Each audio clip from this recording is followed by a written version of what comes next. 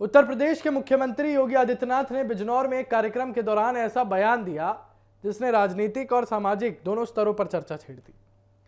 गाय, सनातन परंपरा, विस्थापित हिंदू और हिंदू परिवार, बांग्लादेशों में हिंदुओं की स्थिति, कानून व्यवस्था, इन सारे जैसे मुद्दों पर योगी ने कहा कि गाय हमारे लिए सिर्फ पशु नहीं है, गाय हमारी माता है। सबसे पहले हम आपको सुनाएंगे यहां पर कि योगी आदित्यनाथ ने क्या कुछ कहा। कहता गौ को राष्ट्रीय पशु घोषित करो। अबे गाय पशु नहीं, गौ हमारी माता है। वो कहता गौ को राष्ट्रीय पशु घोषित करो। अबे गाय पशु नहीं, गौ हमारी माता है।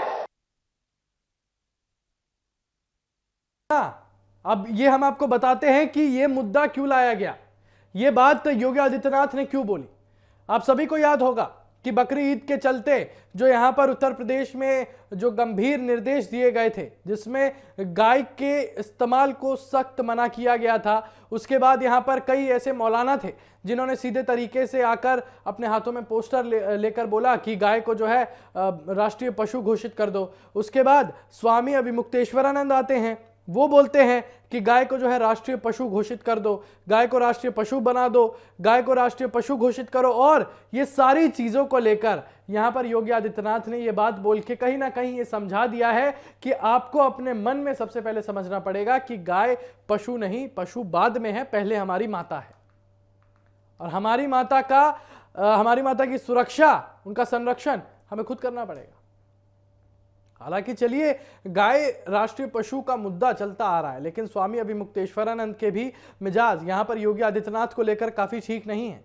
यहां पर दोनों को एक तरीके से विपक्ष में देखा जाता है। हालांकि स्वामी का कुछ राजनीति से इतना ताल्लुक नहीं है, लेकिन जिस तरीके के बयान एकाएक कर जो निकल कर आए थे, उसके बाद यहां पर बताया जा रहा है कि योगी आदित्यनाथ का और स्वामी अभिमुक्तेश्वरानंद का मेलजोल ठीक नहीं है। गाय को राष्ट्रीय पशु घोषित करने की मांग की चर्चा सामने आई थी। इसी संदर्भ में मुख्यमंत्री ने कह दिया कि हिंदू समाज के लिए गाय किसी सरकारी घोषणा की मोहताज नहीं है। उनके अनुसार गाय और समाज का रिश्ता आस्था, श्रद्धा और संस्कारों से जुड़ा हुआ है।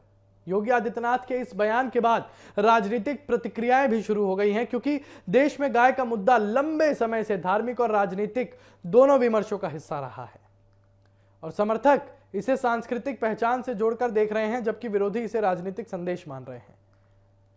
अपने भाषण में योगी ने पाकिस्तान से भारत आए विस्थापित हिंदू परिवारों का भी जिक्र किया। उन्होंने कहा कि विभाजन के बाद कई परिवारों के वर्षों तक उनके अधिकार नहीं मिल पाए, लेकिन अब सरकार ऐसे लोगों को अधिकार पत्र उपलब्ध कराने का काम कर रही है।